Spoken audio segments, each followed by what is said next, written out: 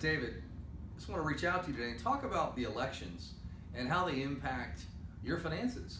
I don't know about you last night, but I was up till nearly midnight, which is about 3 hours past my bedtime, trying to squeak out every ounce of the election results and looking at the West Coast, Arizona, things like that report so late. So, you know, I think the election there was a lot there for everybody. Of course, the Republicans lost the House.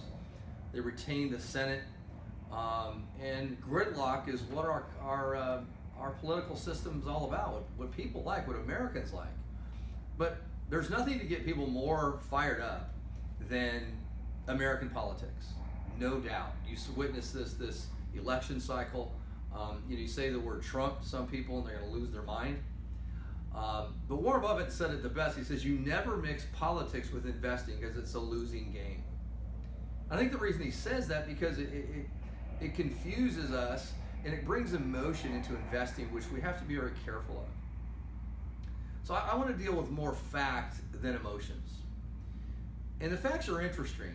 Back from all the way back to World War II, we've had 18 midterm elections. In all 18 of those elections, the market's gone up 17% from the midterm election over the next year. Say that again. 18 times with a midterm election, 100% of the time the market's gone up. It's average from the midterm election, 1 year later up 17%.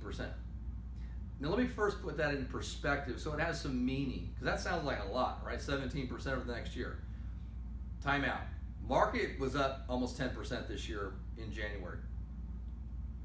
Then we had the corrections happen in October, down about 10%. So we're up as of the midterm up 2%. So if we just get back to the 10% range where we were at the beginning of the year, that's an 8% move. Let's just say that takes to the end of the year, for argument's sake.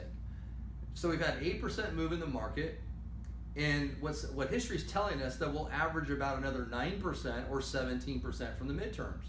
So what that's telling us is theoretically, we could have about a 9% total return for the next year. Now that's not relative to the kind of market we've had, which is averaged in the 15% range for nearly 10 years. I don't want you to get too excited about that. Yes, in the intermediate term, stocks are still a place where you want to have assets. But here's some of my concerns. The biggest driver or negative to recessions is interest rates. To give you a little history, back in 2007, we had unemployment at 5%, which had been for about 30 months. Okay, we're talking 2.5 years of 5% unemployment. Today we're at 3.7. Interest rates were at 5.25%. The economy was humming along like it is today. Guess what happened? Within a year's time, the market lost 55%. Interest rates went from 5.25% to around 2%. And it really, you have to look at today. Where are we at today? Economy is doing great. Unemployment's at 3.7%, right? Everything looks great. The Federal Reserve is now raising interest rates like it did in 2007 into 2008. We went from basically zero interest rates to now the 10 years at about 3%. We've had 3 rate increases by the Federal Reserve this year, and each time the market fell.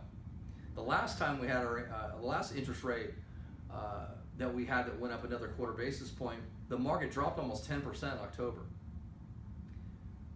So what I'm trying to tell you is that the old saying that history, rhymes, it doesn't repeat itself, but it rhymes, is the fact that we're kind of in the same scenario. We're in a great economy. The Federal Reserve is raising interest rates. They're set to raise rates again December 19th. And I would expect more market volatility during that time. So even though there's a lot of history behind us that shows that we're going to have further gains ahead, I think relative to where we've been, it's probably not that much. So I want you to protect your portfolio and take care of yourself. And if you want to reach out to me anytime, I look forward to speaking with you.